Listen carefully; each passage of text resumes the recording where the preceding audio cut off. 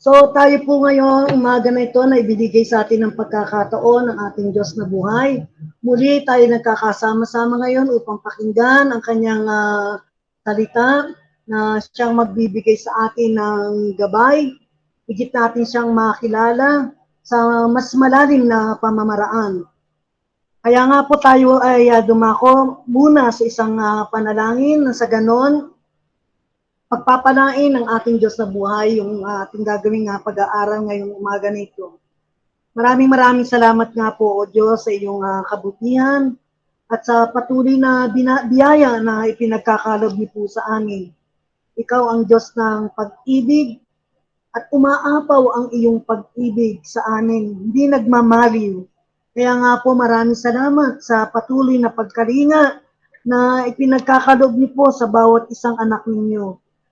Sa oras na ito, O Diyos, kinikilala na namin na Ikaw ang aming Diyos na tanggulan at sa oras ng pangangailangan, sa oras ng meron kaming trouble or panganib, sa iyo kami tumatakbo at hindi mo kami pinahihiya.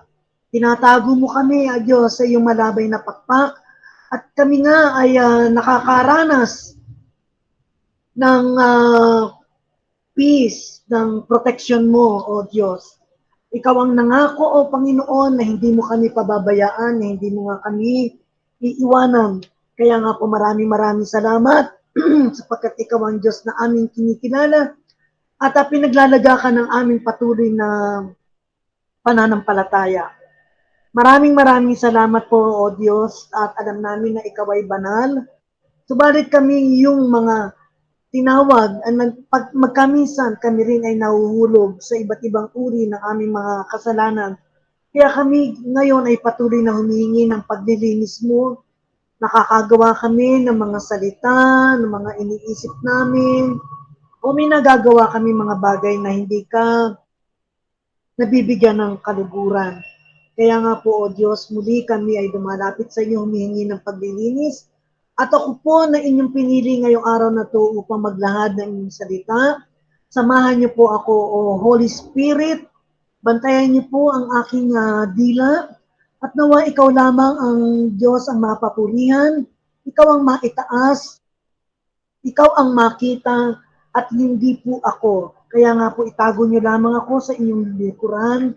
Balutan niyo rin po ako ng inyong mahal na dugo.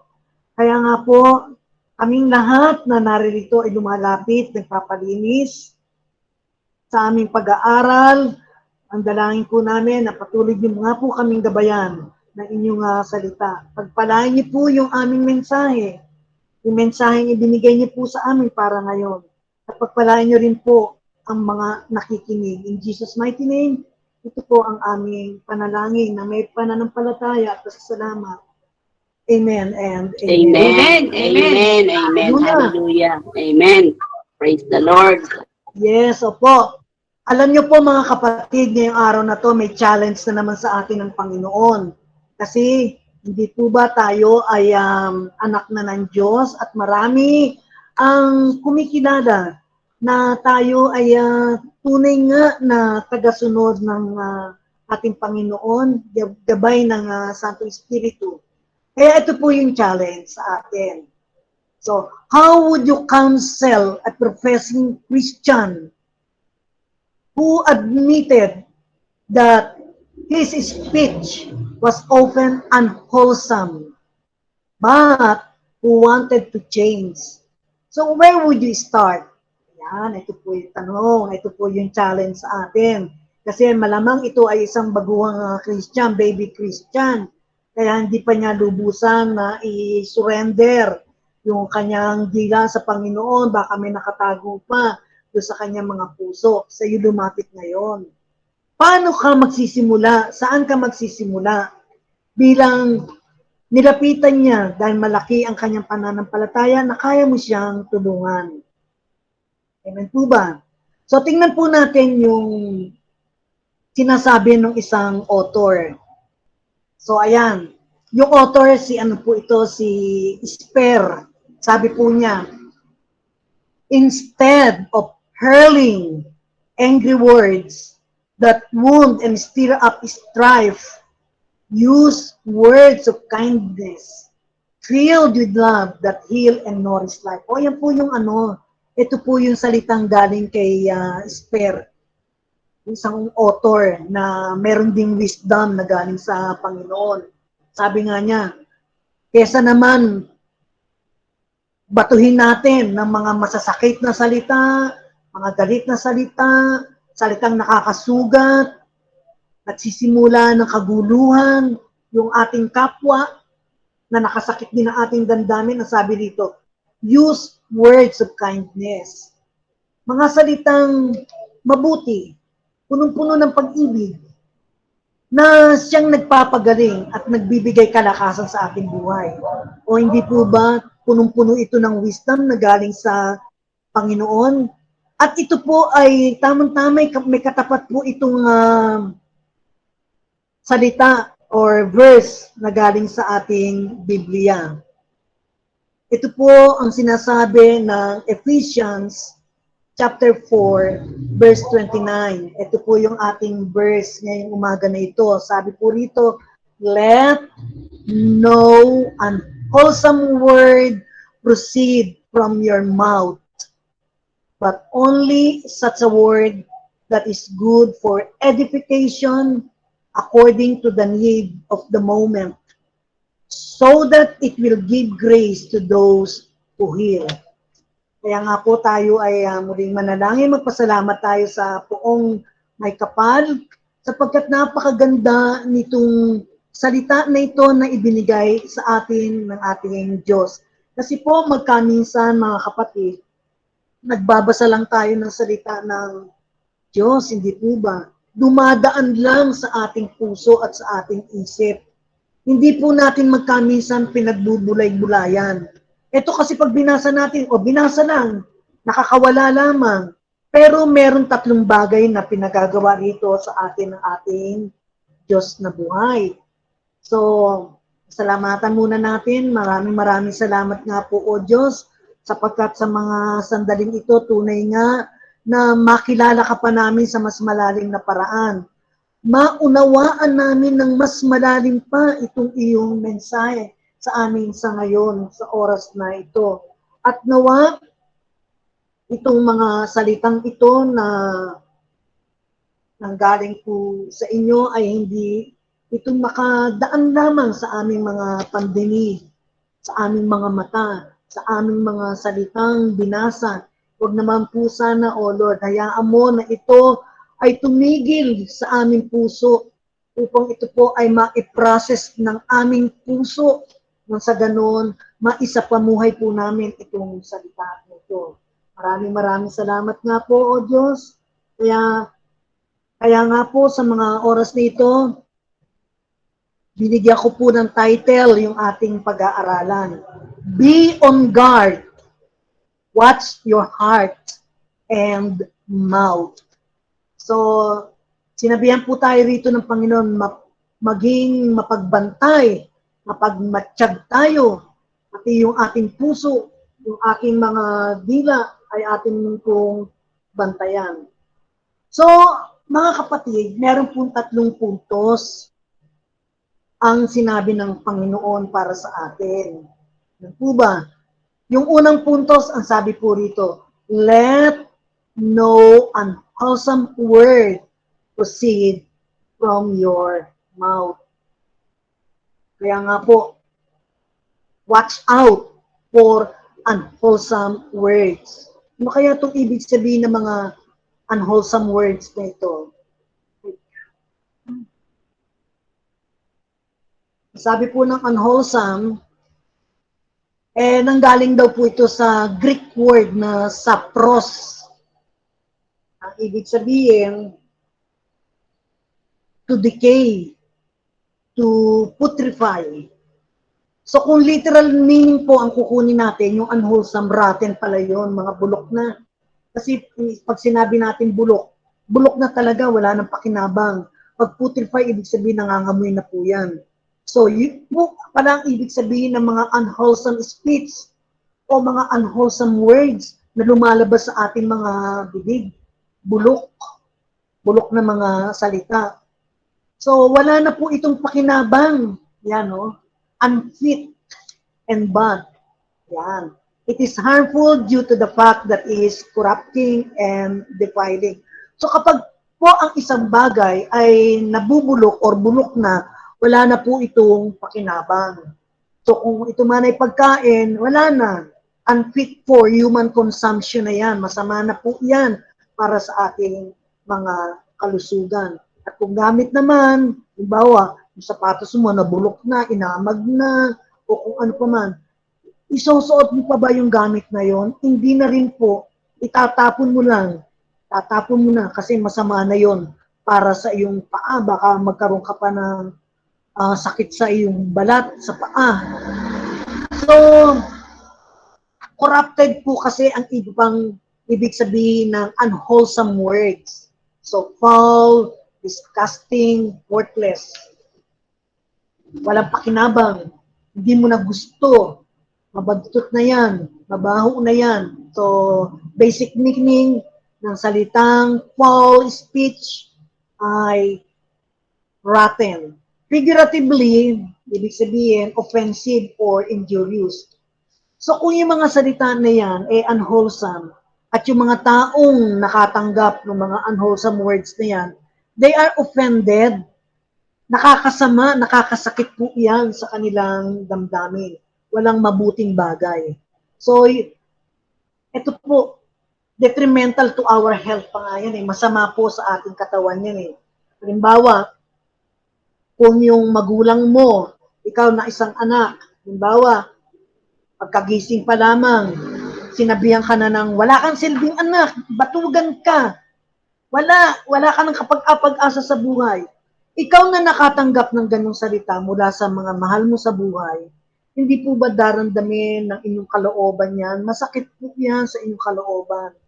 So ano mangyayari sa taong nakatanggap ng ganyang salita? Malulungkot po yan. Magtatago na lang yun sa kanyang kwarto. Madilim-dilim pa yung ilaw. Kaya nga po, madedepress ang isang tao kapag siya ay nakarinig ng mga unwholesome words. At dahil na-depress, pati na yung kanyang physical health, makakaranas din ng masamang epekto. Hindi na po yan magkakakain, malulungkot na nga, hindi na nagkakakain, hanggang sa magkasakit. So, moral being, yung ating spirituality, kapag ikaw ay nakarinig ng mga ganyang salita, naaapektuhan ba yung iyong spiritual life? Nagagalit ka ba? O magdaramdam ka na lang ba? Hindi po ako naniniwala na ikaw na tatanggap ng unwholesome words ay magiging masaya. Kaya baka ikaw ay mag-isip pa ng hindi maganda doon sa taong nagbato sa'yo nitong mga unwholesome words. Kaya, get rid of unwholesome speech. Get rid raw. So, paano po natin ito maaalis sa ating buhay, itong mga unwholesome words na ito? Una, dapat po nating malaman ano ba yung mga unwholesome words na yan o unwholesome speech na yan. Dapat po ma-identify po natin yan. Kaya ang sabi po sa Matthew 7 verses 17 to 18 at gayon din sabi doon sa Matthew 13 verse 48, ito ay itinutulad sa bulok na prutas o kaya bulok na isda. Pag alam natin yung pagkain ay bulok na, it will not nourish anyone. Hindi ka po makakakuha pa ng sustansya riyan.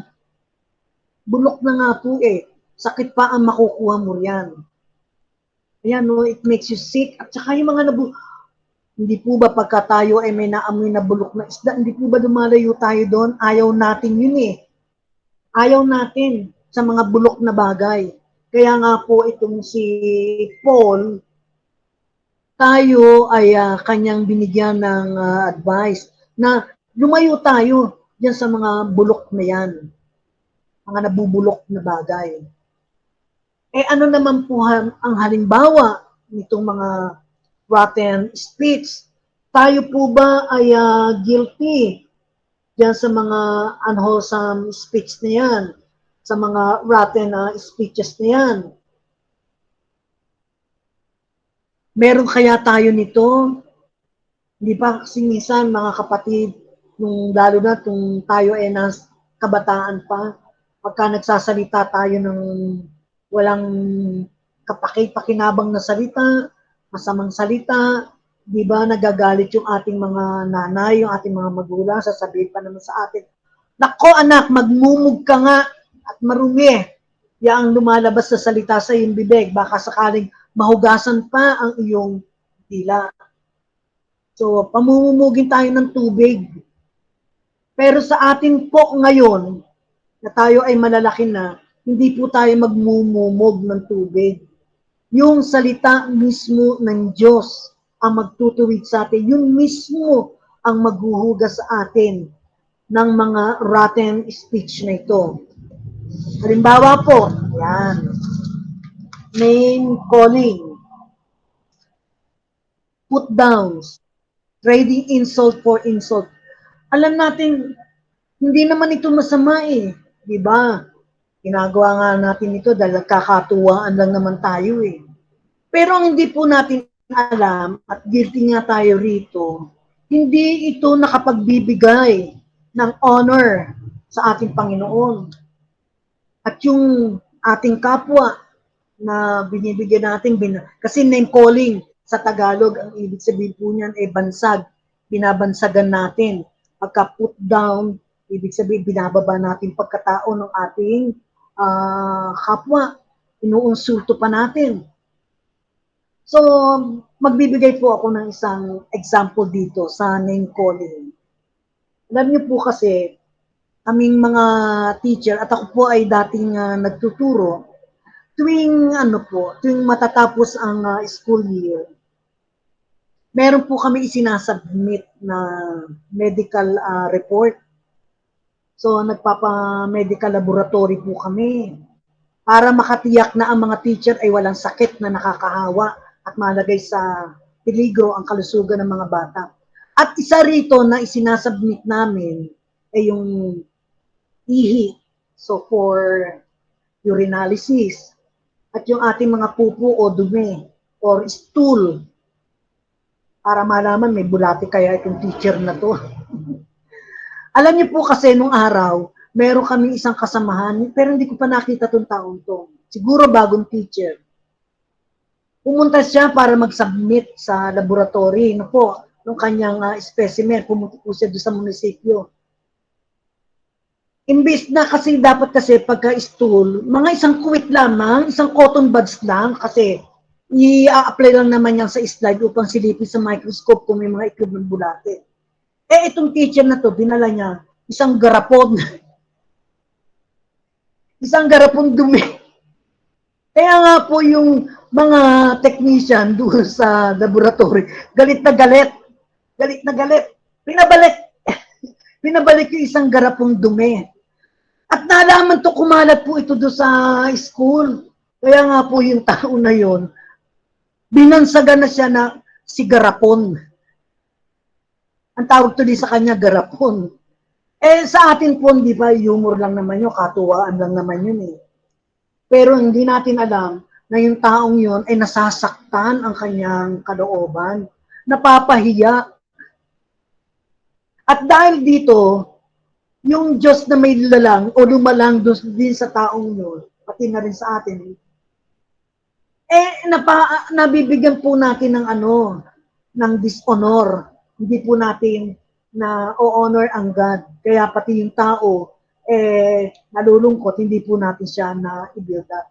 So yung mga ganyan pong mga name calling na yan, o mga put downs na yan, sa put down naman, halimbawa, wala ka ng pag-asa.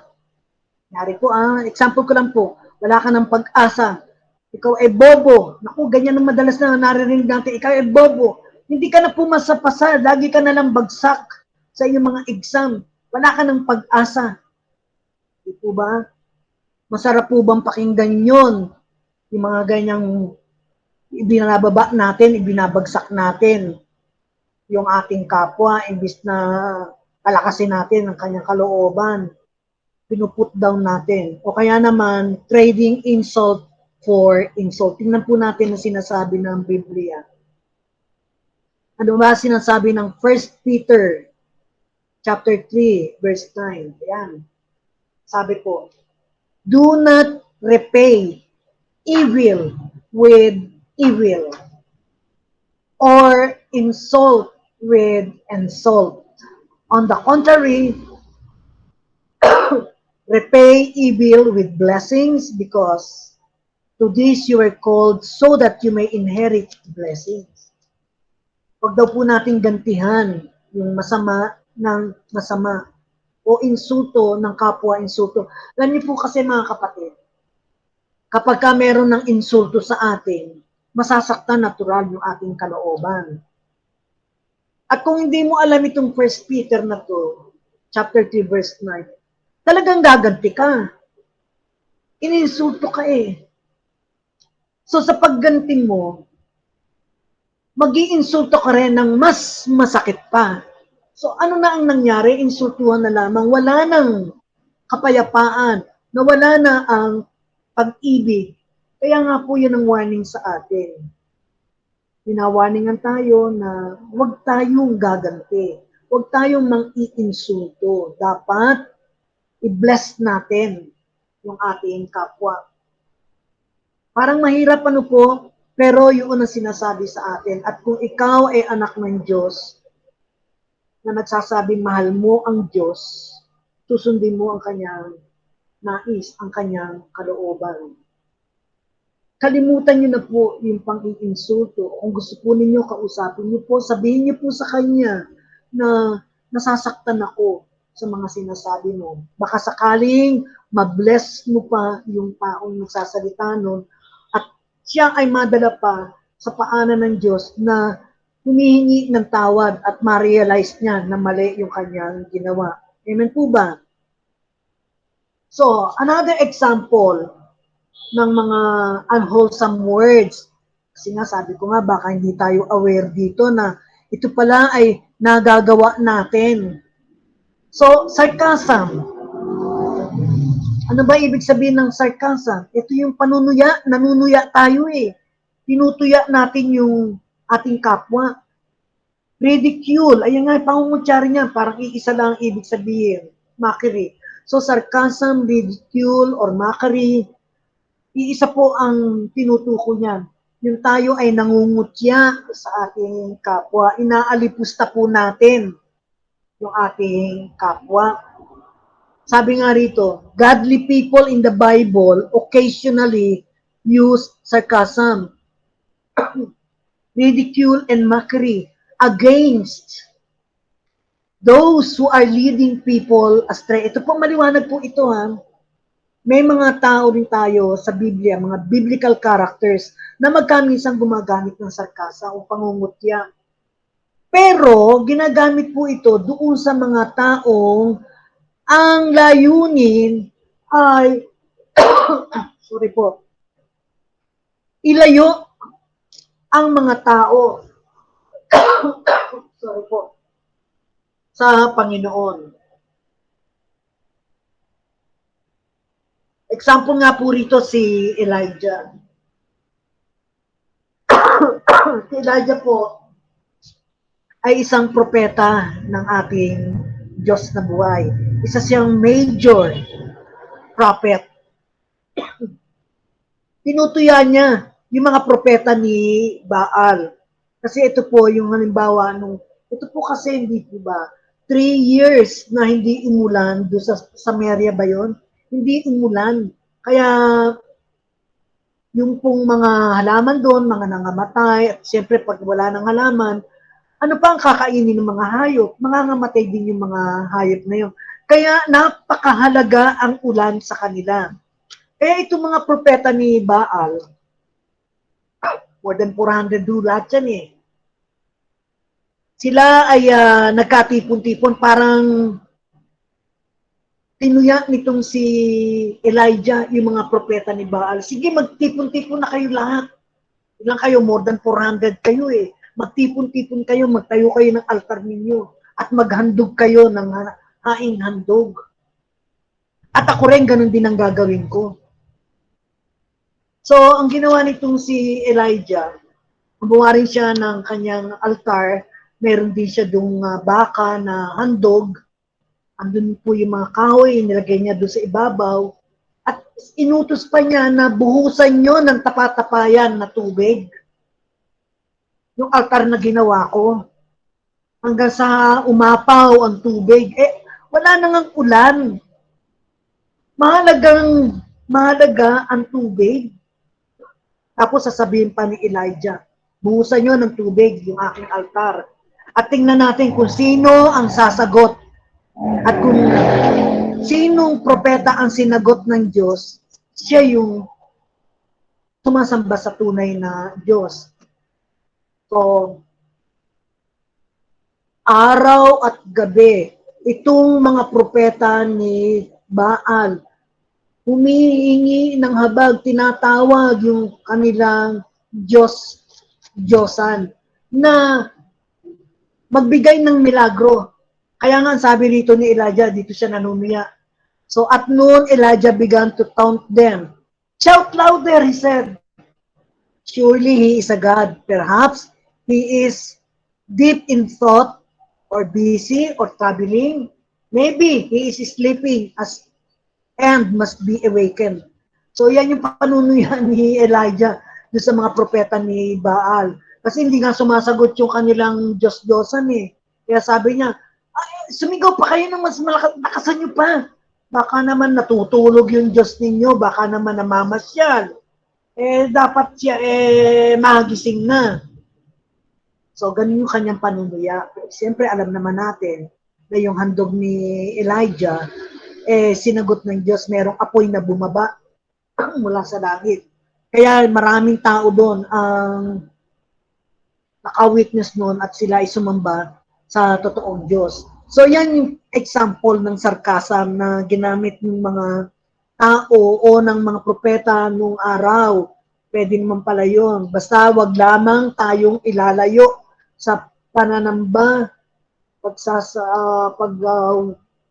worship sa totoong Diyos. Dito yung ginawa ni Elijah nung na-witness ng maraming tao, nag-worship ngayon yung mga taong yun sa tunay na Diyos. Amen po ba? So, pangatlo, unwholesome word na baka meron sa atin ito. Siyasatin po natin ating mga puso. Number 3, na unwholesome word, blaming. Kasi pag sinabi natin blaming, ito po yung mahilig tayong manisi. Naninisi tayo ng ating kapwa. At minsan nga kapag tayo may sinisisi tayong kapwa natin, na-exaggerate pa natin yung ating paninisi. Kaya nga po, meron po ba kayong ganyang klaseng espiritu pa sa inyong mga puso? Meron pa ba tayong nakatagong ganyang klaseng unwholesome words sa ating mga puso? Isuko na po natin sa ating Diyos na buhay. At hindi po talaga yan ay iga-igaya sa pandinig ng ating kapwa at sa Diyos na buhay. Mga ungodly speeches po kasi yung mga yan. Kaya nga sabi po ng Romans chapter 2, verse 1, you therefore have no excuse, you who pass judgment on someone else, for at whatever point you judge another, you are condemning yourself because you pass judgment to the same things. Kaya wala po tayong excuse ang sinasabi nitong Romans. Kapag tayo ay nagbibigay ng ating judgment sa kapwa natin, sa kung ano pa man dahilan, kung ano pa mang circumstances, pati tayo, mismo tayo, kinokondem na rin natin ang ating sarili. Kaya ingat-ingat po tayo sa pagbibigay ng judgment sa ibang tao. Kasi kinokondem po natin ang ating sarili sa ganyang pagkakataon. Huwag po tayong maninisi ng ating kapwa. Hindi po ba pagka tayo nagturo, ginamit natin yung ating kamay. Pag tinuro mo yung kapwa mo, hindi po ba, itinuro mo ng iyong hintuturo, yung natitirang ibang daliri, eh sa atin din naman nakaturo, hindi po ba, subukan ninyo, i-forma po ninyo yung inyong mga kamay, magturo po kayo, yung tatlong daliri sa atin nakatutok, hindi po ba? So, ganun po yun. Iingat po tayo. So, kung nag-condemn tayo, nag-pass tayo ng judgment sa iba, eh ganun din po ang ating ginagawa sa ating mga sarili. Kaya nga po, mag-iingat po tayo. Amen po ba? Amen. Purihin ng Diyos sapagkat tunay nga na inire-reveal sa atin ito ng Diyos ngayong umaga na naku, baka ako pala guilty sa ganitong kasalanan.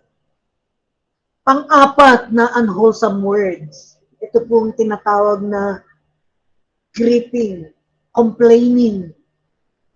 Kasi galing to sa salitang gripe or grip na ang ibig po palang sabihin nito yung mareklamo tayo, hindi basta reklamo kundi lagi tayong galit. Galit na galit tuwing tayo ay merong inirereklamo.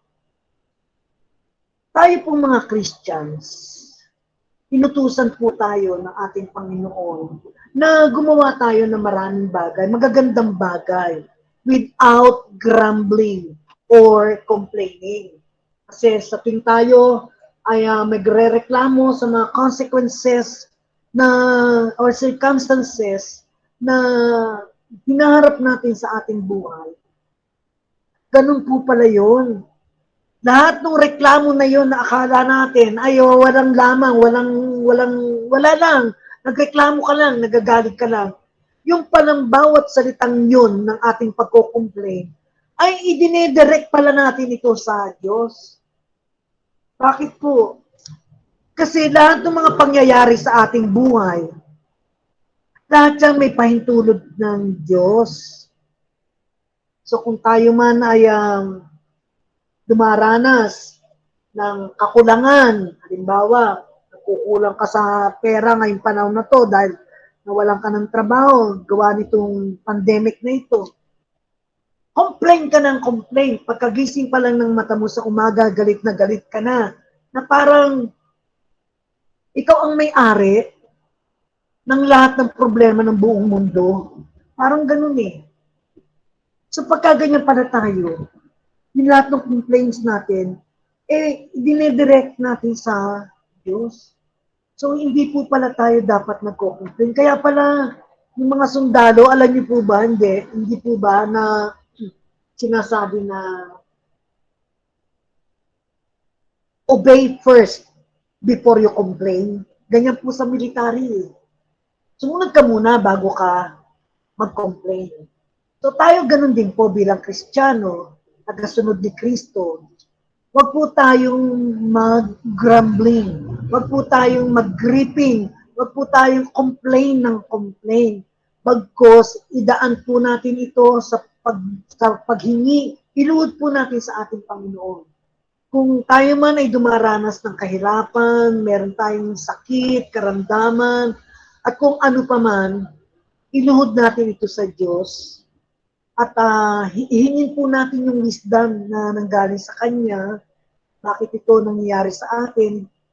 Bakit? Alamang meron itinuturo sa ating ang ating Diyos na buhay. Amen po ba? Kaya pasalamat tayo, panalangin natin sa ating Diyos, imbis na tayo ay mag-complain.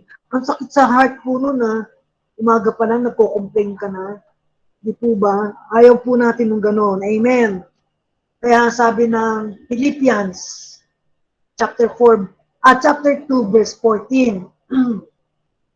Paliwanag po ang sinasabi ng salita rito. Do everything without grumbling or arguing. Yan. Gawin natin, gumawa tayo. Gawin natin kung ano ang nararapat natin gawin. Sa umaga, hindi po ba? Imbis na magreklamo ka pa, salamat ka sa Diyos dahil nagising ka pa.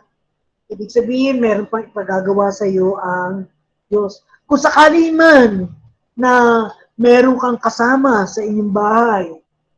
O, mahirap pakisamahan. Para bang gusto mo na rin palayasin kasi kung ikaw ay kulang ng pananampalataya, baka nga gano'n ang iyong gawin, hindi po ba? Ang dapat pala natin gawin, pagpasalamat natin ito sa Diyos, ipanalangin natin yung difficult person na yon sa ating buhay. Makasakaling makita niya na ikaw sa iyong buhay, hindi ka nagre-reklamo, hindi ka nagagalit, pinapanalangin siya, baka madala mo pa siya sa paanan ng Diyos. Amen po ba? Hallelujah. Amen.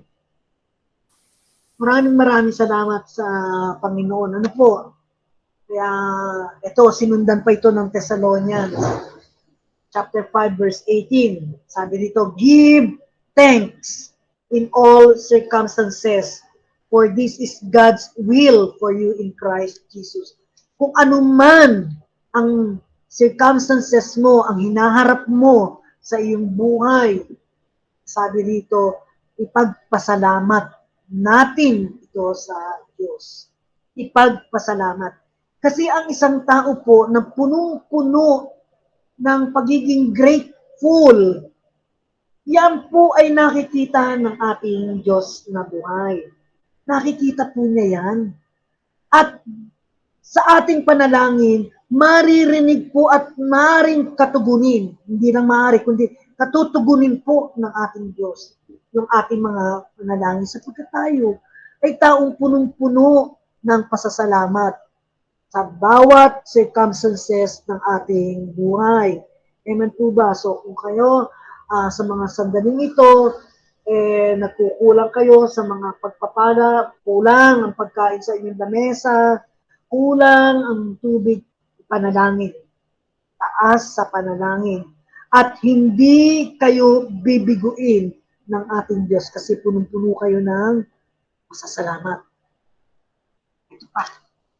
Ikalimang unwholesome words or rotten speech na nagmumula sa ating puso, kung evil ang ating puso, sabi, destructive criticism. Yan. Ano kaya ibig sabihin ng destructive? Mapanira, mga criticism, mapanirang puri. So, if your words are not aimed at helping or healing, but only venting your spleen, you are sinning. Ganun pala yun, mga kapatid. So, kung tayo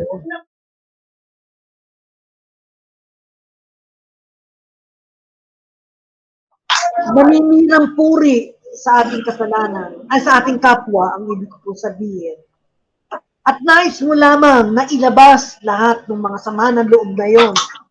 Minsan, ina-exaggerate pa natin tayo ay nagkakasala. Ganun po ba?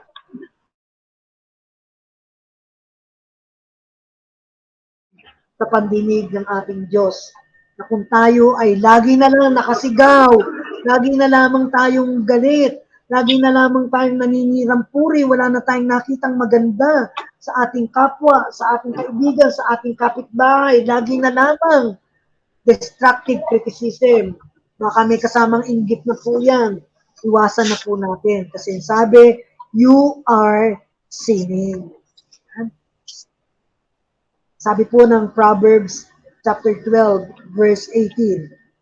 There is one who speaks rashly like the thrust of a sword, but the tongue of the wise brings healing. Ganun pala yun ang sinasabi ng Proverbs.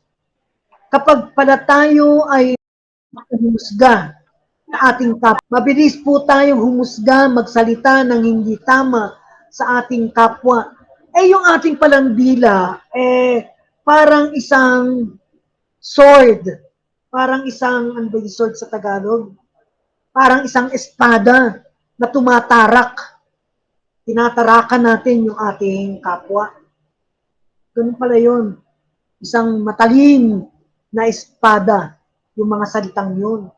Pero kung yung mga salitang lumalabas sa ating mga labi, merong wisdom na kasama, nagbibigay ito ng kalakasan. Napapalakas natin ang ating kapwa. So, ano po ang gusto natin dito? Yung matalim na salita na parang matalim na espada na tumatarak sa likod o puso ng ating kapwa o mga salitang punong-puno ng wisdom na galing sa Panginoon. So, ako po ay nananampalataya, naniniwala na pipiliin natin yung mga wise words. Amen po ba? Amen. O yan, number 6. Angry words, including threats and demands. Lagi na lang salitang, lagi na lang nagagalit. Kasi magkaminsan, kapag ka nagagalit tayo, akala natin nakokontrol na natin ating kapwa, nado-dominate na natin. Halimbawa, sa bahay, kung ikaw yung nanay na lagi na lamang nagagalit, kasi yung anak mo nakakagawa ng mali, hindi tama. Yan. Gusto nating mabago yung ating anak. Baka naman kasi malaawa yung anak mo, o kaya lagi nagsisinungaling, o kaya lakwatsero, o kaya tamad. Nagagalit ka sa kanya, sa anak mo yun. Kasi gusto mong ituwid. At dahil gusto mong mabago yung ugali ng anak mo, gagamit ka ngayon ng angry words na may kasama pang threat o revenge. Kasi yung threat, ang ibig sabihin nun, pananako, tatakutin pa yung anak mo eh. Di po ba? O, gusto mo pang paghigantihan. Sige, mula ngayon, hindi ka na pwedeng manood ng TV. Hindi mo na pwedeng gamitin ang inyong laptop o kung ano pa mga gadget niyan. Hanggat hindi mo sinusunod ang aking gusto. Magbago ka na, huwag ka nang maging lakwatsero, huwag ka nang maging sinungaling, etc., etc. Di po ba? Kalimitan ganyan mga nanay eh. Kasi gustong-gusto na niya mabago ng mabilisang paraan yung kanyang anak. Hindi po pala dapat yung ganon. Gusto po natin turuan yung mga anak natin, gawin po natin ito ng manghinahon. Maging mahinahon po tayo. At hindi yung sa oras na ikaw ay galit na galit, doon ka magtatalak sa iyong anak. Kasi ang puntos mo naman o ang layunin mo naman ay lumaki siyang merong paggalang sa Diyos. Kaya wag po natin i-intimidate yung ating mga anak. At kung ikaw yung magulang na guilty dito, na lagi mo sinisigawan ng iyong anak, mag-apologize po tayo. Apologize po, kahit po anak natin, sinawag mo sasabihin na, anak lang kita, at kaya kong gawin kung ano gusto ko sa, hindi po karapat dapat yung ganon.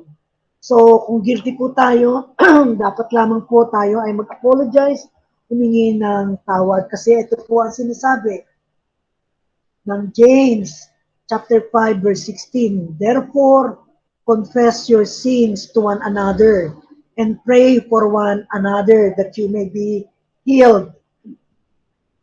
Kaya po tayo, kausapin po natin ang mga hinahon ng ating mga mahal sa buhay, ating asawa, o yung ating anak. Kung meron man silang ginawang hindi karapat-dapat, wag po natin silang bulawan.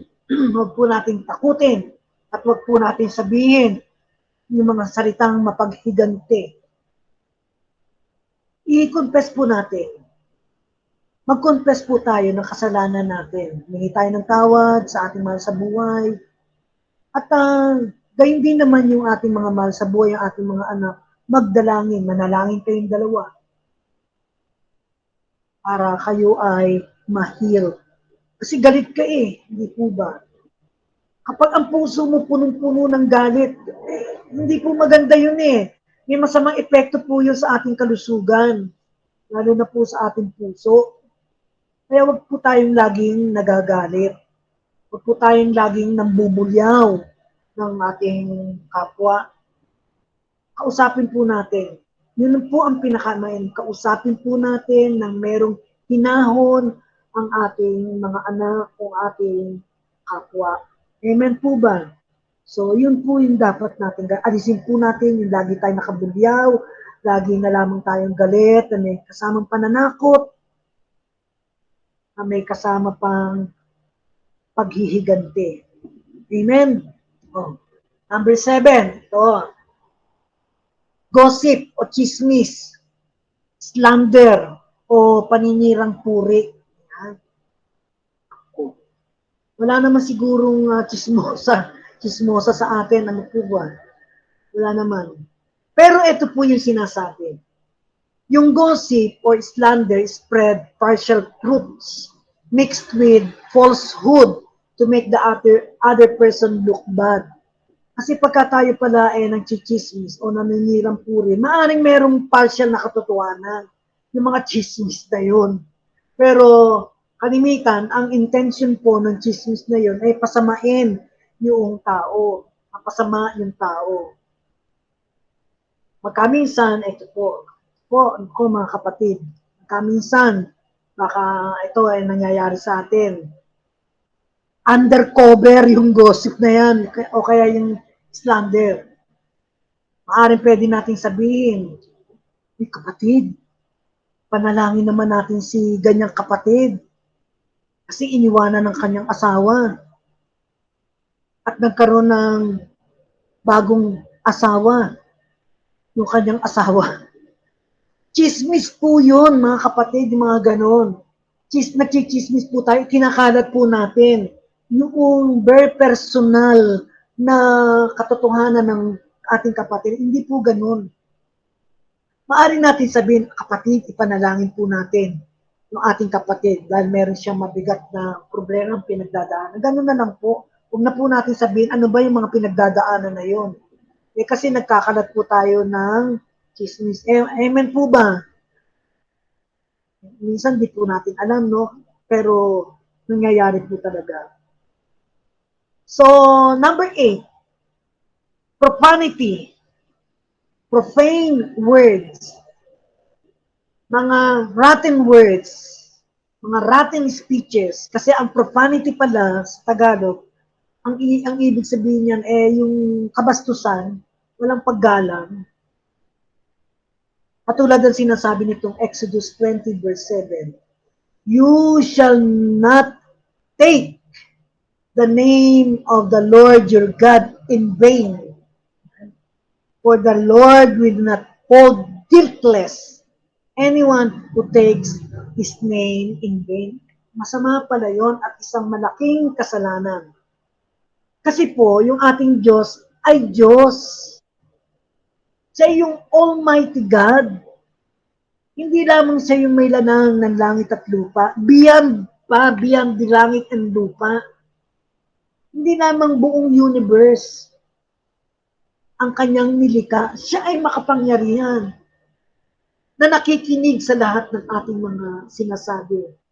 Siya yung Diyos na makapangyarihan na gumagana ang kanyang paningin at tinitingnan niya yung kanyang mga nilikha na sa oras na may nakita siyang nangangailangan na kanyang mga nilikha, tinutulungan pagkatapos sasambitin lang natin ang kanyang pangalan nang walang kapararakan. Hindi po pala dapat ganon. Ano ba yung mga halimbawa? Yan.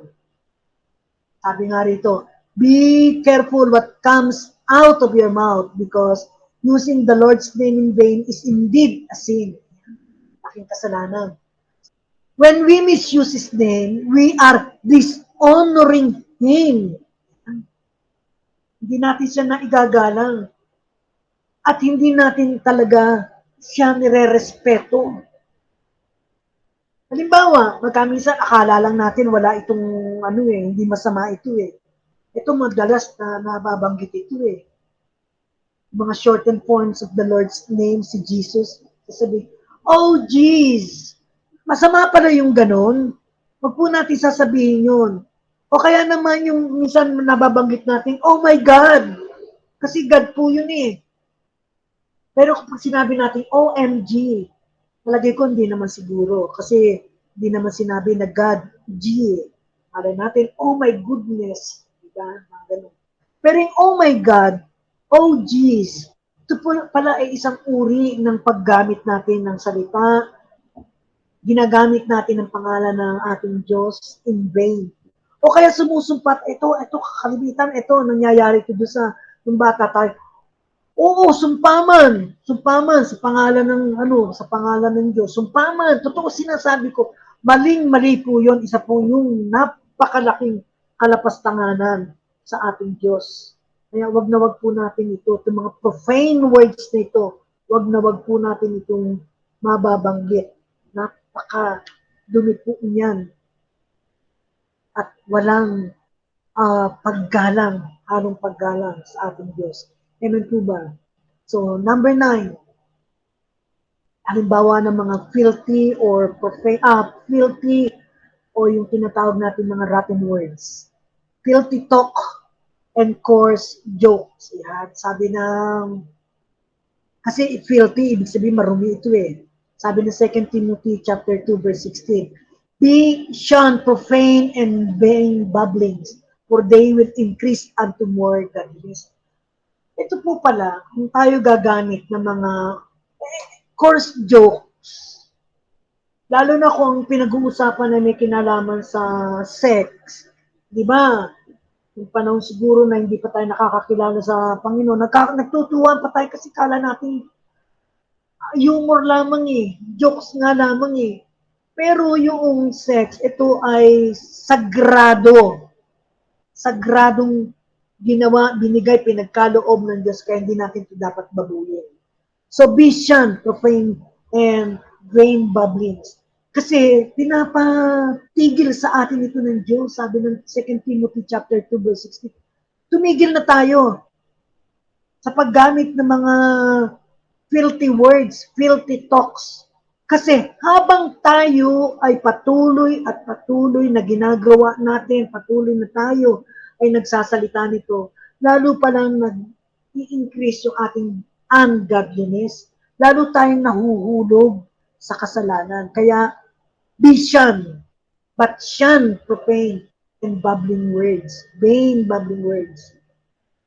Hinahinto na kagad tayo ng ating Diyos. Huwag na nating ipagpatuloy pa yung mga ganyang mga jokes. Lalo lamang tayong nagiging ungodly. Amen po ba? So, ito po, sabi ng Ephesians chapter 5 verses 3 to 4. But among you there must not be even a hint of sexual immorality or any kind of impurity or of greed, because these are improper for God's holy people. Hindi ito karapat-dapat sa ating mga anak ng Diyos. Wala dapat mga obscene words or foolish talk or coarse joking na lalabas sa ating mga labi. Ang inaasahan ng Diyos mga salitang nagpapalakasan, mga salitang punong-puno ng pasasalamat. Yun ang dapat lang lumalabas sa ating mga labi. Kasi nung araw kasi di ba, kapag ang kwentuhan ay mga malaswa, mas masaya yung mga nagkukwentuhan hindi po ba? Hindi karapat-dapat at hindi ito proper sa ating mga anak ng Diyos. Dahil ang sex ay holy na ginawa ng Diyos, hindi dapat ito malagay sa kalaswaan. Amen po ba? Pangalawang punto, use word good for edification. Ano kaya ibig sabihin ng edification? So we must seek to speak edifying words. Edifying words. Saan ba nanggaling ito? Edifying words or edification. O ito, alam ito ng nila Brother Nathan o kaya ni Brother James. Kasi mga engineer yan tsaka architect. So pag sinabi pala nating edification, ibig sabihin pala niyan construction or building. Pagtatayo ng isang edifice, siyempre pagka nagtayo ka ng isang building, matibay. Matibay yan. Lalo na't dumaan yan sa mapanuring mga mata ng mga engineer, totoong engineer, at saka ng mga architect. Titiyakin nila na matibay, hindi magigiba kagad. So, kung ito man ay spiritual words, yung edification, ibig sabihin, building them. Pero building up the soul, yun po ibig sabihin. Magpapalakasan tayo, palalakasin natin ang ating kapwa. So, paano? Sa panong paraan? Bigyan natin sila ng instruction. Baka yung nabasa natin sa salita ng Diyos, pwede mo itong i-share nang sa ganun, ma-uplift, lalo na kung sila ay nalulungkot, lalo na kung sila ay nade-depress, pwede po natin sila ma-enlighten. Yun po yun. Ito po ay katungkulan ng bawat isang kakapatid kay Kristo na tayo ay magbantayan, hindi sa kung ano pa man dahilan, bantayan natin ang isa't isa kapag ka merong nalulungkot, merong nadidepress, merong nangangailangan ng building up or edification or ma-edify sila, maipanalangin natin sila. Yun po ibig sabihin ng to edify someone. And to edify others, para mapalakas natin yung iba, tayo mismo, dapat tayo ay bagong nilalang kay Kristo. Kaya sabi ng Ephesians chapter 4, verse 24, and to put on the new self, bagong tao na tayo, bagong nilalang, bago na yung ating mindset, hindi na yung dating-dati na bulok, bago na tayong nilalang. So, we are created after the likeness of God in true righteousness and holiness. Bagong nilalang, tayo ay kahawig na, kawangis na ng ating Diyos ni Kristo. Holy, banal. So, paano natin i-build up ang isang tao kung hindi tayo bagong nilalang? Hindi po ba? So, unang-una po natin dapat unahin ang ating mga sarili. Tayo ay dapat maging bagong nilalang kay Kristo Jesus. Dahil, sabi ng Ecclesiastes chapter 10 verse 12, words from the mouth of the wise are gracious. Words from the mouth of the wise are gracious. Yun na po. Yung mga salitang lumalabas sa ating mga labi. Dahil tayo ay wise, binigyan na tayo ng wisdom ng ating Panginoon. Gracious speeches na ang lumalabas sa ating mga labi. Mga salitang nakapagbibigay pag-asa o nakapagbibigay buhay sa ating kapwa. Di po ba ang sarap? Sarap pakinggan na ang mga salitang lumalabas sa bibig ng ating kapwa ay yung gracious speeches. Amen po. Kaya, ayan, sabi ng Proverbs 15:23, a man has joy. A man has joy in giving an appropriate answer. Kaya yung tao o tayo, kung tayo makapagbibigay ng words of encouragement sa ating mga kapatiran o sa ating kapwa na nagkakaroon ng depression, na nagkakaroon ng kawalan ng pag-asa, ikaw mismo, hindi ba mararamdaman mo sa iyong puso yung joy, di ba? Kapag kasi naibigay mo yung tamang sagot o tamang panalangin do sa kapatiran mong nangangailangan, sabi nga, how good and delightful is a word spoken at the right moment. So, panalangin natin. Dapat, kung tayo mananalangin, kaharap natin yung taong nangangailangan ng ating pagpapalakas ng loob. Hindi yung tayo lang nakakarinig, dapat marinig niya para nang sa ganun siya ay magkaroon ng pag-asa. Mabuhay siya doon sa kanyang mundo na punong-puno ng depression. Magiging alive.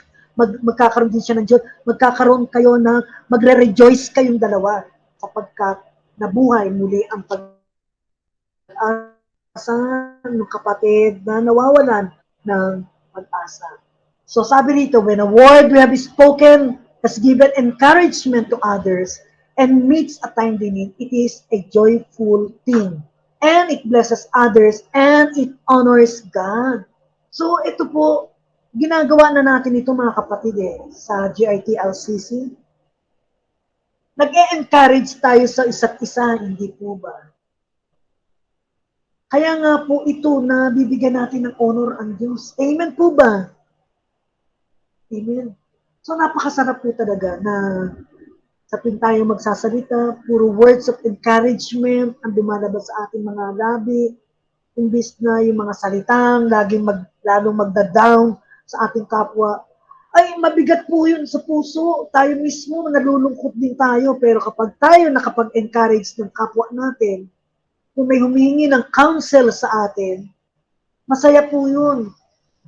Nabe-bless natin siya, na-honor pa natin ang Diyos na buhay. Amen? So, to build up others with wholesome words, such words must first be in your thoughts. So, dapat mga words na nasa ating mga kaisipan, na nasa ating puso. Pero, yung sinasabi rito, itong mga deeds of the flesh should not be in our thoughts. Hindi dapat ito nasa ating isip. Ano po ito sinasabi ng Galatians chapter 5 verses 20-21? Yung enmities, strife kasi parang away-away, jealousy, outbursts of anger, yung lagi kang nakasigaw, disputes, hindi walang pagkakasundo, dissensions, factions, naghihiwalay-hiwalay, pinaghihiwalay ng kapwa mo, nagkakaroon ng division, envying, or hindi dapat ito nasa ating mga puso. At sabi ng 15:19 ng Matthew, for out of the heart come evil thoughts. Out of the heart come evil thoughts. Murders, adulteries, fornication, thefts, false witness, slanders. Ito yung mga laman ng puso noong hindi ka pa binabago ng Diyos. Amen po ba? At ngayong tayo ay nabago na ng Diyos, dapat wala na to sa ating mga puso at kaisipan. Amen po ba? Kasi itong mga characters na ito, masakit ito sa kaluluwa. Walang buting magagawa sa ating emotions at sa ating spirituality. Kaya, ito pa, sabi ng Matthew, verse 12, you, brood of vipers, how can you, being evil, speak what is good? Brood of vipers. Ito ay mga ulupong. So, kayong mga ulupong, how can you, being evil, speak what is good? Wala, talagang hindi maaasahan. Mula sa ating mga bibig na tayo makapagsalita ng mga mabuti. Kaya, puro evil ang lumalabas. Dapat wala ito sa ating mga kaisipan. Kaya nga po, evil speech is rooted in an evil heart. So sa ating buhay ngayon na tayo mga anak na ng Diyos, wala nang evil speech na dapat nakatago pa sa ating mga puso. Baka meron pa. Suko na po. So which is why genuine conversion is the foundation for transformed talk. So kung tayo ay na-transformed na ng ating Panginoon, wala na po yung mga evil speeches niya. At para mapalakas natin ang bawat isa, gumamit tayo ng mga wholesome words. Tulad ng encouragement and praise. Ano ba yung encouragement? So, kasi pag sinabi natin encouragement, bibigyan natin ng yung ating mga kapatid, yung ating kapwa, na maitulak natin sila lalo pang gumawa ng mabuti. Amen po ba? Amen. So, ano po ba itong mga encouragement and praise? Halimbawa, sabi ng Thessalonians 5:11, therefore encourage one another and build up one another just as you are, just as you also are doing. So ginagawa na natin ito. Binibuild up natin, nagpapalakasan na tayo sa bawat isa. Amen po ba? Amen. So, halimbawa, sa ating bahay, kung mayroong mag-asawa, hindi magkasundo, lagi na lang nag-aaway, sasabihin ng asawang lalaki, napakahirap niyang pakisamahan. Wala na akong nagawang mabuti. Ako sasabihin naman ng asawang babae, napaka-insensitive ng aking asawa. Hindi niya na nakikita yung aking sakripisyo para sa kanya, sa aming pamilya. So pagka nangyayari na po yan, mga kapatid, i-examine po natin. Tayo na po mismo ang mag-evaluate ng laman ng ating puso. At pag nakita natin yung ating kamalian, hihingi na po natin ito ng tawad at ipanalangin na po natin ating sarili, pati na rin po ang ating asawa. So yun po yun. Kaya kapag ka umuwi yung ating mate o yung ating asawa sa ating bahay, magiging magaan na po yung ating puso. May encourage na natin sila na gumawa ng kung ano ang tama at mabuti. Amen po ba? Ngayon, sa ating mga anak, magkaminsan nga, ito sinasabi ko sa inyo, kung yung ating anak, nahuli natin gumawa ng hindi tama at hindi mabuti, sabihan natin sila kindly, di ba? Sabihin natin sila ng madumanay.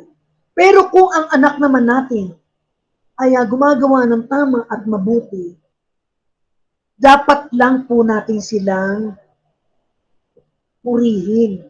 I-encourage po natin sila para sila ay lalong gumawa ng mabuti at karapat dapat. Amen po ba?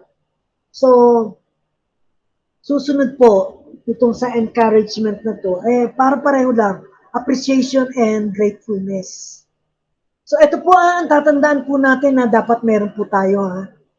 Gratefulness, appreciation, words of encouragement, ito po ang mga dapat na lumalabas sa ating mga bibig. Kung meron man tayong mga kasama sa trabaho, o yung mga anak, o mga kasama natin sa bahay, na gumagawa ng tama at saka mabuti, i-verbal po natin yun. Sabihin po natin. Kasi kung sasarilinin lang natin, paano nila malalaman? So kung yung anak mo, anak, napakaganda namang regalo yung binigyan mo sa akin, binigyan mo ako ng napakamataas na grade kasi nagsumikap naman talaga. Dahil yung anak mo gusto kang i-please, i-verbalize mo yun, i-appreciate mo. At mapuno ka naman ng gratefulness sa iyong puso. Para naman itong mga anak mo o mga kapitbahay mo na gumawa ng tama at mabuti, i-appreciate nyo din po sila. Amen po ba? O kaya naman gumamit tayo ng loving words. Ayan. Say often, I love you to your husband or to your wife o sa mga anak mo o sa mga magulang mo. Loving words palagi. Paano naman kaya, mga kapatid? Kung ano kaya ang mangyayari? Ano po, kung halimbawa na within 5 minutes, magugunaw na ang mundo. Kunyari lang po within 5 minutes, magugunaw na ang mundo. Ano ang sasabihin mo? Kung di ka pa nakahingi ng sorry sa Panginoon at hindi pa siya sinabi ng Lord, I love you. Baka mapuno yung mundo ng I love you, I love you, I love you, I love you. Di po ba? Mga loving words, mga salitang punong-puno ng pag-ibig. Yan po ang dapat na lumalabas sa ating mga salita para ma-build up natin o mapalakas natin ang isa't isa. Patient words o mga salitang punong-puno ng pasensya. Mga salitang kalmante. Kasi kapag ka nagsasalita tayo, oo nga anak, tama yung gawa mo. Kaso yung facial expression mo naman, hindi bumabagay doon sa sinasabi mo. Nagsisinungaling po tayo noon. Dapat kasi yung iyong body language or facial expressions ay katapat ng mga words na sinasabi mo. Pag sinabi mong I love you anak, ay dapat naman talaga punong-puno ng pag-ibig. Yung iyong mukha, yung iyong puso, at pati na rin yung iyong body language. Kasi pag sinabi mong I love you anak, baka mayakap mo pa, mapupog mo pa ng halik yung iyong anak. Kasi nga, lumalabas sa iyong expression mo ng pag-ibig mo sa iyong mga mahal sa buhay. Mapasensyosong salita. So love is patient. Amen po ba? Number 5, words of edifying others. Words of loving correction when needed. Pagkaminsan kasi, kapag meron tayong i-correct na kapatiran, dahil nakapag-iisip o nakagawa ng hindi tama, wag po nating i-lash out, wag po nating bunghaya, sigawan. Wag natin silang sisigawan, i-lash out, kahit na mali yung ginagawa ng tao. Ano ang dapat natin gawin? Pray and think about how to speak muna. Mag-isip ka muna, nalangin ka muna, kung ano ang dapat mong sabihin. Kasi nakita mo na nga yung kapatiran mong gumagawa ng mali eh. Lalo ka na kung ikaw lingkod ng Diyos. Dapat maging tahimik ka muna, manalangin ka muna. Ano ba ang dapat kong salitang sabihin dito na gumagawa ng mali? Hindi ba? So, i-correct mo yung kapatid na yon o yung tao na yon o kamag-anak mo using loving words of correction. Amen po ba? So, ganun yun. Huwag po tayong lagi na lamang nakabulyaw sa ating kapwa. Kaya yan, no? Sabi ng 2 Timothy chapter 2, verses 24 to 25. The Lord's bond servant, tayo po yun, mga servant tayo ng Panginoon, must not be quarrelsome. Hindi pala dapat tayo palaaway. But be kind to all. Be kind to all. Walang pinipili. Kaya makasalanan o hindi, dapat hindi tayo palaaway. Dapat we are able to teach patiently. Merong gumawa ng masama, kahit na may gumawa ng masama sa atin, may nagkamali, tayo ay nasaktan, dapat i-correct natin yung kapwa natin. Kausapin natin. With gentleness, sabihin natin, yung dapat natin sabihin na may pagkukorek ng mahinahon. Baka natin madala pa sa repentance yung taong yun. Amen po ba? Ito na po yung pangatlo. Use words that will give grace to those who hear. Grace. Ano ba ibig sabihin ng grace? Habag, biyaya, yung sa makakarinig, mga gracious words. Gracious words, rather. Tayo ba ay mga spirit-filled believer? If yes, then we are grace giver. Yung awa at biyaya ng Diyos, hindi lamang ito para sa atin. Pati na rin ito dun sa iba rin na nagkulang o nag-fall short o na nag-fail sa paningin ng Panginoon. Meron ding awa doon. Tayo rin naman nung araw, di po ba? Tayo rin naman ay nag-fall short on the glory of God. Pero dahil sa biyayang habag na binigay ng Panginoon, tayo ay nakakilala. So, ganun din sa ating kapwa. I-build up natin sila gamit ang mga gracious words. Yan. Kasi itong mga gracious words na to, maaaring magamit ito ng Holy Spirit.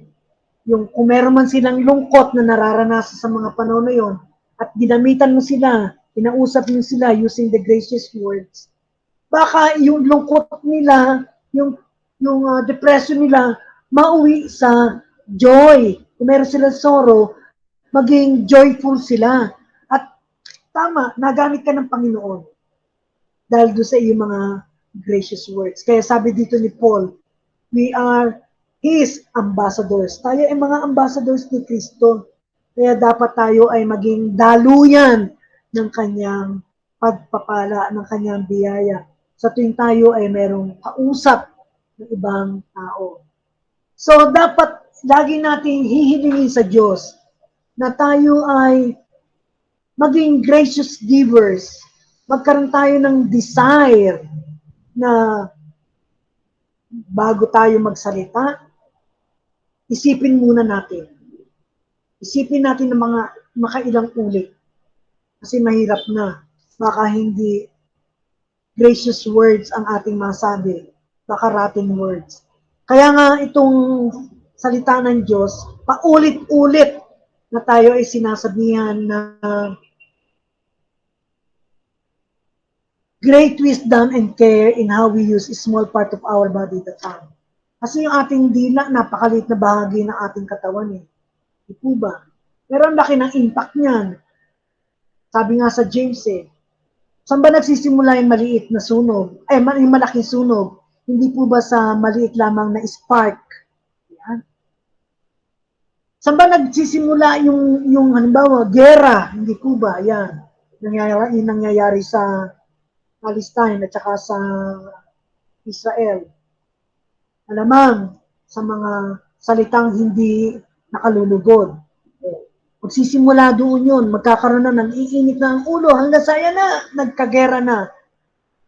Mabuti na lamang at parehong nakuha sa matinding panalangin ang Israel at saka ang Palestine. Kasi nag-iisip na po sila ngayon na wag nang ituloy yung gera. Magkaroon muna sila ng peace talk at hindi na ituloy ang gera. Nadala po sa panalangin ng nakakarami. Amen. So, yun po ang great wisdom. Gamitin natin yung ating tongue. Paano po kung tayo isang witness? Nag-witness tayo. Yung bang ating mga testimony makapagdadala ng buhay or death? Kasi sabi nga rin sa Proverbs 18:21, it is not exaggerating when it warns us that death and life are in the power of the tongue. Powerful po kasi ang ating mga dila eh. Paano kung tayo yung hukom sa pagpass natin ng ating judgment? O kung tayo yung hukom, nagbigay po tayo ng judgment. Lalo na paano kung yung tao na yun hindi naman talaga guilty. O nagbigay na tayo ng judgment natin. Paano? Magagamit ba natin yung ating dila? Death and life, ano po ba ang nararapat? Paano kung tayo naman yung preacher? Halimbawa na, marami po ngayon ang mga totoo at saka mga false preachers. Paano po yung mga doktrina na pinipreach natin? Ito po ba'y galing sa Diyos o ito'y galing sa tao? Ano mangyayari sa ating kaluluwa? Death and life yan. Dahil lamang sa dila. Amen po ba? Ay mag-ingat po tayo. Maaaring nandaan sa dila natin, sa chismis na ikinakalat natin, maaaring magkaroon po ng kaguluhan, maaaring magkaroon pa ng kamatayan. O dahil sa mabuting mga salita na lumalabas naman sa ating mga dila, magkaroon po ng mabuting buhay, life. Kaya hindi po exaggeration. Ang warning na binibigay sa atin ng Proverbs 18:20, maging maingat po tayo sa ating mga dila. Parang may nabasa nga akong hindi naman hari pero may inutusan siyang dalawa, parang clown, sabi niya doon sa isa. Humayo ka, maghanap ka ng isang pinakamabuting bagay dito sa lupa. At doon naman sa isang clown, humayo ka at maghanap ka naman ng isang pinakamasamang bagay dito sa lupa. Isang pinakamabuting bagay at isang pinakamasamang bagay. Di humayo naman yung dalawa. Nung bumalik, dala-dala ng isa, dila. Yung isa naman, na naganap ng pinakamasamang bagay, ang dala-dala rin niya, dila. So, kaya nga, pinakamabuti o pinakamasama ang dila. Depende po yan kung paano po natin gagamitin ang ating dila. Shall it bring death or life? Makapagbibigay ba to ng papuri at parangal sa ating buhay na Diyos? Examine po natin yung ating mga dila, mga kapatid. Sabi rin po rito sa Psalm 57:4, ito po si David. Alam niyo po si David, ito ay poet. Magaling po siyang gumawa ng mga tula. Sabi niya, men whose teeth are spears and arrows and their tongue are sharp sword. Kaya nga po yung mga ngipin daw, matatalim na sibat at araw. Pero yung dila, matalim na espada. Ano ka naman? Hindi po natin ingatan yung ating dila. Matalim po talaga yan. Matalim yung salita. At may mga tao na nagagalak, nalulugod kapag yung salita nila matalim. May kilala po akong ganyan dati. Kaya lang, siyempre retired na ako. Retired na rin yung taong yun. Tuwang-tuwa yun pagka siya merong napagalitan na teacher. Kasi, sabi niya, her word stings. Sabi niya ganyan. Tuwang-tuwa siya kapag matalim yung kanyang mga salitang binitawan at umiyak yung teacher. Yung maganda, yung ganda ng puso. Sabi naman ng James, walang makakatame. Ano ba yung tame sa Tagalog? Makakapagpakalma. O kung meron mga isang wild na animal, na itame yung animal na yon, wala raw tao na makakapagpakalma ng ating dila. Ito walang pahinga. Ibig ito na hindi nagpapahinga at punong-puno ito ng lason. Ayan po yung dila ng mga taong hindi kumikilala sa Diyos. Amen po ba? Pero, sinasabi ng Proverbs 16:27, a worthless man devises and digs up evil, and the words on his lips are like scorching fire. So, yung taong masama, walang silbi, walang kilalang Diyos, yung mga salita lumalabas sa kanyang bibig, sa kanyang dila, parang scorching fire. Imagine niyo po yung forest fire, na talaga namang mapalapit ka lamang, magsisilab ka kaagad. So, gano'n ang dila nitong mga ganitong mga tao. Gusto po ba natin na gano'n ang ating dila? Full of deadly poison or like a scorching fire? Ayaw po natin yun. Kaya yun ay dapat natin isinusuko na ang ating mga dila. Mga dila nagbibigay papuri at parangal lamang ang dapat narinig sa ating mga salita, sa ating mga boses. Ano po? Matthew chapter 12, verse 36. But I tell you that everyone will have to give account on the day of judgment for every empty word they have spoken. Naku, dito po talaga ako na nabagabag din. Napapasalamat ako sa Panginoon sapagkat binigyan niya ako ng habag, binigyan niya ako ng grace na makilala ko siya. Binigyan niya ako ng habag na isuko ko ang buhay ko sa Kanya. Dahil kung tayo pala ay nagsasalita ng mga salitang hindi karapat-dapat, walang kahihinatnan, hindi nagbibigay papuri sa Diyos, bawat salita na ating binabanggit, nasasabi sa ating buhay, mga empty word na sinasabi natin, balang araw, i-judge tayo sa bawat salitang lumalabas sa ating mga bibig. Hindi po ba? Kaya nga po napakaliit na bahagi ng ating katawan ang dila, pero napakalaki ng impact nito sa ating eternity. Amen po ba? Patuloy tayo magsasalita ng mga bagay-bagay na hindi nakakapagbigay ng papuri at parangal sa Diyos, hindi nakakapagpalakas sa ating kapwa. Malamang, yung mga salitang yan ang magdadala sa atin sa kapahamakan doon sa dagat-dagatang apoy. Amen po ba? Nakakatakot po talaga. Kaya hindi po naglilihim ang Diyos. Inireveal na po niya ang lahat-lahat. Sinabi na po niya ang lahat-lahat. Kaya dapat talagang nagbabasa tayo ng salita ng Diyos para nakikilala natin siya sa mas malalim na paraan. Every empty word that we have spoken on the day of judgment, ibibigay natin yan ng account. Amen po ba? Amen and amen. Kaya ipanalangin natin na tayo ay samahan ng banal na Espiritu. Bigyan niya tayo ng kalakasan na magamit lamang natin yung ating mga dila para ma-bless natin yung makakarinig. Mabigyan natin ng kalakasan. At higit sa lahat, ma-glorify natin ang ating Diyos na buhay. Sa ating mga panalangin at sa ating mga pagpupuri. Dito na po tayo sa ating conclusion.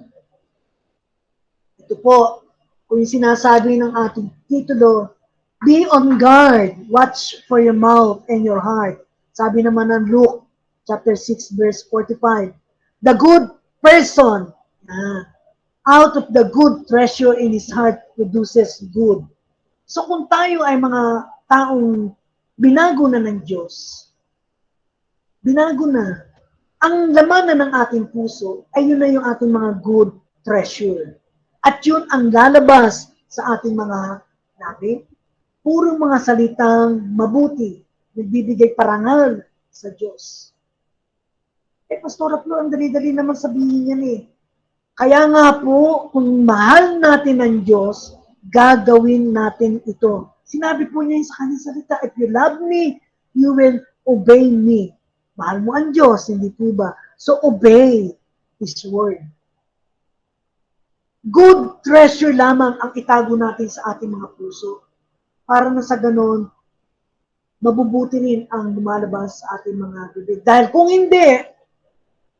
hindi, evil person pa rin tayo. And out of his evil treasure produces evil. For out of the abundance of the heart, his mouth speaks. So ikaw ay taong binago na ng Diyos. Ikaw ang taong nagmamahal sa Diyos.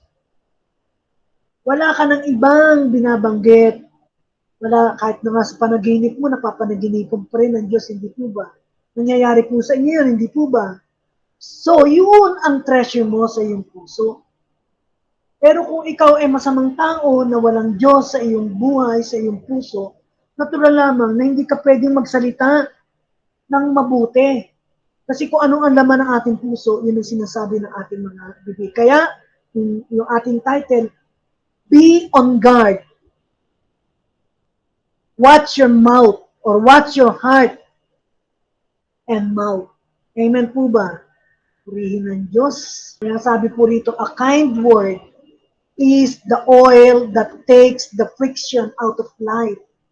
Kaya nga po, friction. Pag sinabi po kasi sa science na friction, dalawang bagay nagra-rub together. So, nagkakaroon po ng friction ang ating buhay kung nagtatalo ang mga masasamang laman ng ating puso. Nagtatalo po eh. Hindi natin masabi yung tama at mabuti. Hindi natin masama yung tama. Hindi natin masabi yung tama at mabuti. Masama lumalabas sa ating bibig. Pero, kung tayo ay binago ng Diyos, kind words lalabas. Ito yung oil. Kasi yung oil, ito-prevent yan ng friction. Amen po ba? Amen. Amen. Purihin natin ng Diyos. At tayo ay magpasalamat sa kanyang tinuro sa atin na narinig natin ngayong sandalin ito na tunay nga na nakilala na naman natin ang Panginoon, ang Diyos na pinaglilingkuran natin sa mas malalim na kahulugan ito. Kaya nga po, kung tayo magbabasa, pagbulay-bulayin po natin. Tayo po ay dumako sa ating panalangin, amang makapangyarihan sa lahat. Ngayon po, nailahad na ang inyong kalooban sa pag-aaral na ginawa namin ngayong araw na ito. Mga salitang dapat na binibitawan namin, nawa ito ay makapagbigay buhay sa mga nakakinig. Tulungan niyo po kami, O Diyos, na ma-deliver niyo kami Ma-deliver niyo po yung aming mga dila sa mga bulok na pananalitang nasa sanggit namin. Mula noon at baka hanggang sa kasalukuyan. Ama ng makapangyarihan, saliksikin niyo po ang aming mga puso. Kung may nakita po kayong mga nakatago sa aming mga puso, yung tinatawag na mga evil treasure na hindi pa namin naihingi ng tawad, hindi pa namin na isusuko sa inyo hanggang ngayon. Dahil marahil nalimutan na namin. Linisin niyo po kami. Muli ng inyong makapangyarihang salita. Kung nung kami mga bata, sinasabi ng aming mga nanay, magmumug ka ng tubig para malinisan ang marumi mong bibig dahil marami ang lumalabas sa salita. Ama, ngayong oras, sa mga sandaling ito, hugasan niyo po ang aming mga puso ng inyong salita, ng inyong banal na salita. At lahat ng mga nakatagong maruruming salita, ay ito ay mawala sa aming mga puso. Dahil natatakot po kami, O Diyos, na baka meron pang treasure, evil treasure sa aming puso. Ayaw namin na ito ay lumabas sa aming mga labi. Ang nais po namin, mabigyan ka ng kaluguran, mabigyan ka ng papuri at parangal. Ama, ipaalala niyo po sa amin palagi na kami maging matalino sa aming pananalita. Santong Espiritu, alam po namin na kasama po namin kayo. Tulungan niyo po kami na makontrol namin ang aming mga dila. Tulungan niyo po kami na hindi kami maging matabil sa aming pagsasalita o walang ingat na nagbibitaw ng mga salita laban sa aming kapwa.